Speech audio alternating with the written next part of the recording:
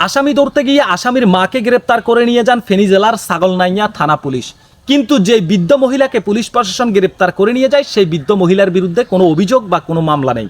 মামলার এজাহারে নাম না থাকা সত্ত্বেও মহিলার সন্তানকে না পেয়ে ৬৫ বছর বয়সী বৃদ্ধ মহিলা, প্রতিবন্ধী মহিলা যিনি ভিক্ষা করে খায়, সেই মহিলাকে তার ঘর থেকে ছাগলনাইয়া থানা পুলিশ ধাক্কা দিতে দিতে গাড়িতে তুলেন। দর্শক শ্রোতা, প্রতিবন্ধী মহিলা পুলিশের ভয়ে তার কাপড়ে ঘটনাস্থলেই পায়খানা এবং প্রস্রাব করে দেন, কিন্তু মহিলাটির প্রতি কোনোভাবেই সহনশীল হননি ছাগলনাইয়া থানা পুলিশ। অথচ কোনো মহিলা পুলিশ পর্যন্ত নিয়ে যায়নি একজন মহিলাকে গ্রেপ্তার করার জন্য। দর্শক শ্রোতা, আপনারা জানেন ফেনী জেলার ছাগলনাইয়া থানায় কুয়েত সরকারের অর্থায়নে একটি কুয়েত পল্লী গড়ে ওঠেন। আর সেই কুয়েত পল্লীতে থাকা একটি লেকের মধ্যে কামাল উদ্দিন নামের এক প্রভাবশালী ব্যক্তি অবৈধভাবে একটি ইটভাটা তৈরি করেন। আর সেই ইটভাটা চালু করার পরবর্তীতে ইটভাটার ধোঁয়ায় পরিবেশ দূষণ হওয়ার কারণে পল্লীবাসী মানববন্ধন করেন। মানববন্ধনের এক পর্যায়ে পল্লীবাসীরা বিভিন্ন দপ্তরে গিয়ে ওই প্রভাবশালী কামাল উদ্দিনের বিরুদ্ধে অভিযোগ করেন। এক পর্যায়ে কামাল উদ্দিন ক্ষিপ্ত হয়ে গত সেপ্টেম্বর মাসে ওই কুয়েত পল্লীবাসীর বিরুদ্ধে একটি চুরির মামলা দায়ের করেন। আর সেই চুরির মামলায় প্রধান আসামি হিসাবে অভিযুক্ত করেন মাটির কামলা সোহাগকে। আর গত নভেম্বর মাসের ৯ তারিখে ওই প্রধান আসামি সোহাগের বাড়িতে যান সোহাগকে গ্রেপ্তার করার জন্য পুলিশ। কিন্তু সোহাগকে না পেয়ে পুলিশ প্রশাসন কি করেছে, বৃদ্ধ মহিলা সোহাগের মা, ৬৫ বছর বয়সী বৃদ্ধ মহিলা, যিনি একজন প্রতিবন্ধী, যার প্রতিবন্ধীর কার্ড পর্যন্ত আছে, তিনি প্রতিবন্ধী ভাতা পান এবং ভিক্ষা করে খান। তিনি তার সন্তানদের থেকে আলাদা, সন্তানদের খায়ও না, তিনি সন্তানদের পড়েও না, তিনি নিজে ভিক্ষাবৃত্তি করে খান এবং প্রতিবন্ধী ভাতার যে টাকা পান সেটা দিয়ে তিনি তার নিজের জীবিকা নির্বাহ করেন।